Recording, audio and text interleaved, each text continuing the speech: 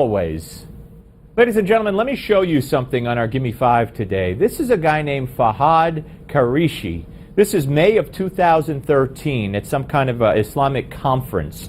And it's interesting, as you'll see, because of the reaction from the people in attendance. Notice there were young children, average-looking Muslim men, nothing suspicious about them in nature when you look at them. But I want you to listen and watch carefully.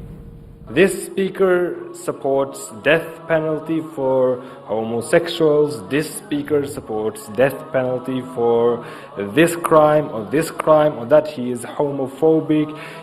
They subjugate women, etc., etc., etc. It's the same old stuff coming all the time. And we always try to tell them, I always try to tell them that, look, it's not that speaker that we're inviting who has these extreme radical views, as you say. These are general views that every Muslim actually has. Every Muslim believes in these things. Every Muslim believes in these things. Now, just because he says it doesn't make it true, but I just want you to, I wanted to bring this to you because you're going to see the reaction of everybody sitting there, or 99% of the people sitting there. You know, when it comes to women, when it comes to gays, he says, these aren't radical ideas from radical Muslims. He laughs, he chuckles at that. He says these are mainstream Muslim views. Watch.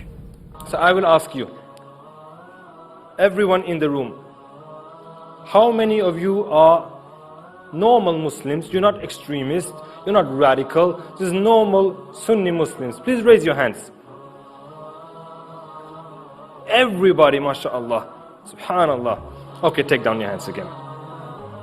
How many of you agree that men and women should sit separate? Please raise your hands.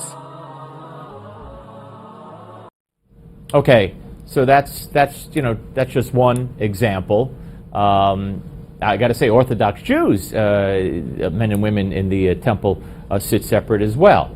But that's not to compare how women are treated in Muslim countries compared to how Orthodox Jews treat their women. I'm not making that comparison at all. But here's more. Next question. How many of you agree that the punishments described in the Quran and the Sunnah, whether it is death, whether it is stoning for adultery, whatever it is, if it is from Allah and His Messenger, that is the best punishment ever possible for humankind, and that is what we should apply in the world? Who agrees with that? Allahu Akbar. Are you all radical extremists? I guess not. And they all agree that as long as it comes from Allah, to quote him, then it's just.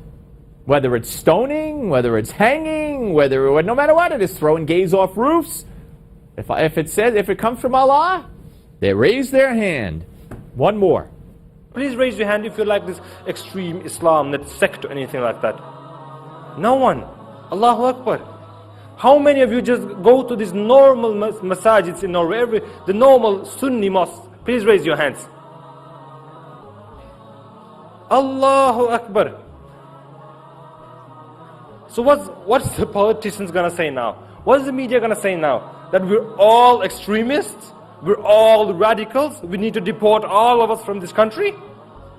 Subhanallah. Allahu Akbar. Takbir! Takbir! Takbir! There you go. By the way, Allah Akbar, that's allegedly exactly what the shooter in Orlando shouted as he shot, and so many terrorists who have gone before him. Frightening. It should be frightening. Hey, Obama! You want me to send you a link to the video? Talk about fake, phony fraud, to quote the late, great Bob Grant.